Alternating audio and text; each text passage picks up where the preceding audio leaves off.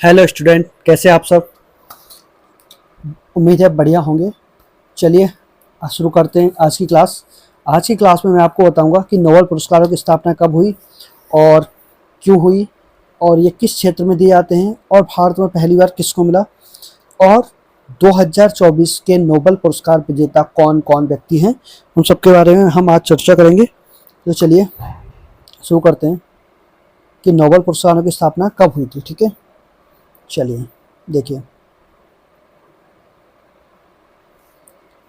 Nobel पुरस्कार की स्थापना 27 नवंबर 1895 27 नवंबर 1895 अल्फ्रेड नोबेल की वसीयत के आधार पर इसकी स्थापना हुई थी। ठीक है, तो याद रखेंगे कि नोबेल पुरस्कार की स्थापना कब हुई थी।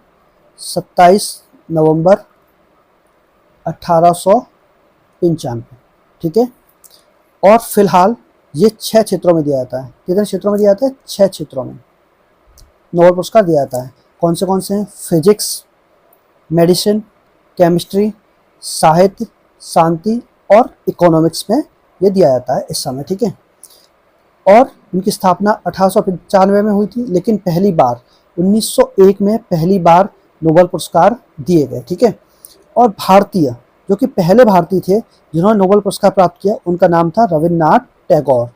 ये नोबेल प्राइज जीतने वाले पहले भारतीय व्यक्ति बने। ठीक है, चलिए आगे का देखें।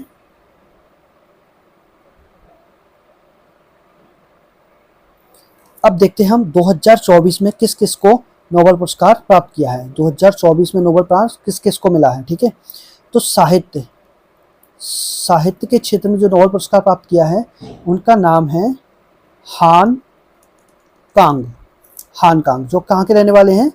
दक्षिण कोरिया के रहने वाले हैं ये हान कांग।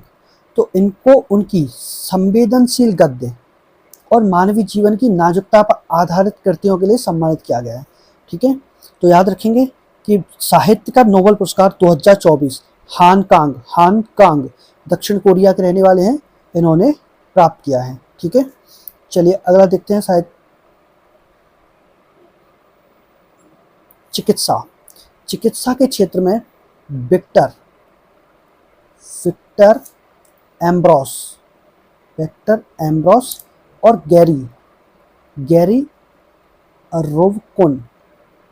रुबकन इनको संयुक्त रूप से मिला है चिकित्सा का नोबेल पुरस्कार। ठीक है, ये दोनों कहाँ के रहने वाले हैं? अमेरिका के रहने वाले हैं। ठीक है, इनको किस चीज़ के लिए मिला है? इन्होंने माइक्रो आरएनए की खोज के लिए नोबेल पुरस्कार मिला, जो किस काम में आता है? ये जो जीन विनिमय में महत्वपूर्ण भूमिका निभाता है। ठीक है, तो चिकित्सा के क्षेत्र में किसको मिला है?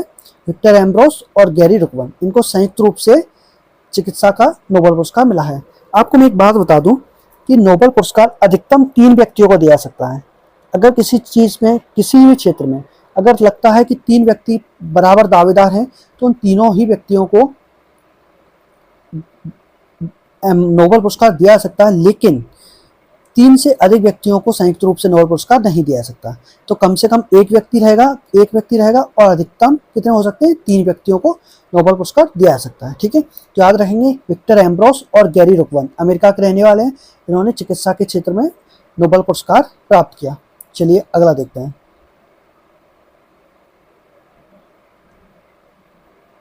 अगला है रसायन विज्ञान में किसको मिला है? डेविड बेकर, डेमिस हसाविस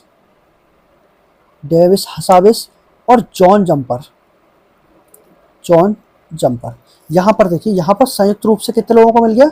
ये 3 व्यक्तियों को संयुक्त रूप से यहाँ पर मिला है। तो मैंने बताया था कि 3 लोग से अधिक व्यक्ति नहीं हो सकते, और 1 हो सकता है, 2 हो सकते हैं और 3 हो सकते हैं। तो ठीक है, तो रसायन का जो नोबेल पुरस्कार मिला है वो 3 लोगों को मिला है, डेविड बेकर और डेमिस हसाविस और जॉन चंपर। ठीक है, इन्होंने कृत्रिम बुद्धिमत्ता मतलब एआई का उपयोग करके प्रोटीन के डिजाइन और उनकी संरचना की भविष्यवाणी के लिए सम्मानित किया गया है। तो इन्होंने क्या किया है? एआई का उपयोग करके प्रोटीन के डिजाइन और उनकी संरचना की है, उसकी भविष्यवाणी की है। तो उसके संबंध में रसायन विज्ञान का नोबेल पुरस्कार इन तीनों व्यक्तियों को दिया गया है। ठीक है, चलिए आगे बढ़ते हैं। अगला है भौतिकी। भौतिकी यानी फिजिक्स। फिजिक्स के क्षेत्र में किसको मिला है? फिजिक्स में मिला है जॉन जे हाफील्ड और जॉफ्री ई हिंटन को आर्टिफिशियल इंटेलिजेंस और न्यूरल नेटवर्क्स में उनके योगदान के लिए नोबेल पुरस्कार दिया गया है। ठीक है, तो यहाँ पर किसको मिला है? जॉन जे हाफील्ड और जॉफ्री ई हिंटन। ठीक है, जिन्होंने भी एआई का उपयोग करके ही खोज की है। एआई इस समय एआई का उपयोग बहुत अधिक मात्रा में किया जा रहा है और आने वाले भविष्य में एआई मानव जीवन के लिए बहुत ही लाभदायक भी होगी और कहीं कहीं इसके दुष्परिणाम भी देखने को मिले हैं। तो हर चीज़ के अच्छे और बुरे परिणाम मिलते हैं, लेकिन अगर हम किस तरीके से इसका उपयोग करेंगे वो हमारे ऊपर डिपेंड करता है। अगर हम अच्छे क्षेत्र में यूज करेंगे तो एआई मानव जीवन के लिए बहुत ही फायदेमंद होगी। ठीक है, तो यहाँ पर भौतिकी का होगा। अब चलिए आगे बढ़ते हैं। अगला है शांति के क्षेत्र में। शांति के क्षेत्र में ये किसको दिया गया है? जापानी संगठन है, जापानी संगठन निहोन हिंडांक्यो, जो कि हिरोशिमा और नागासाकी बमबारी से बचे लोगों का प्रतिरोध करता है। यानी कि जो हिरोशिमा और नागासाकी पर जो परमाणु बम गिराए गए थे, उनमें से जो व्यक्ति बचे थे उन्होंने इस संगठन का निर्माण किया, इसका नाम है निहोन हिंडाक्यो। ठीक है, तो इनका प्रयास क्या रहता है कि अधिक से अधिक परमाणु निशस्त्रीकरण का प्रयास करते हैं कि किसी भी देश के पास परमाणु बम ना बचे, जिसकी वजह से जो उन्होंने झेला वो आने वाली पीढ़ी या कोई और पीढ़ी इसको सहन करे या उनकी जो दुष्परिणाम है उनको देखे। इसलिए इनका प्रयास रहता है कि ज़्यादा से ज़्यादा परमाणु निशस्त्रीकरण के लिए प्रयास करते हैं कि किसी देश के पास ये ना हो। तो इनको जो शांति के क्षेत्र में काम करते हैं कि जितना हो सके विश्व में शांति बनी रहे। तो शांति के क्षेत्र में इस संगठन को नोबेल पुरस्कार दिया गया 2024 का। ठीक है, तो याद रखना जापानी संगठन है, ये किसी व्यक्ति को नहीं दिया गया, ये एक संगठन को दिया गया। ठीक है, निहोन हिंडांक्यो। तो ठीक है, चलिए अगला देखते हैं। ये हमारा लास्ट है, अर्थशास्त्र 6वें नंबर का। अर्थशास्त्र में डेरोन एम स्मोगलू, साइमन जॉनसन और जेम्स रॉबिन्सन। ठीक है, यहाँ पर भी संयुक्त कितने लोगों को भी दिया गया? 3 व्यक्तियों को संयुक्त रूप से अर्थशास्त्र का नोबेल पुरस्कार दिया गया। ठीक है, तो इनको संस्थानों की आर्थिक समृद्धि पर प्रभाव के अध्ययन के लिए नोबेल पुरस्कार दिया गया है। ठीक है, तो याद रखेंगे इसमें किस किस को मिला है? डेरोन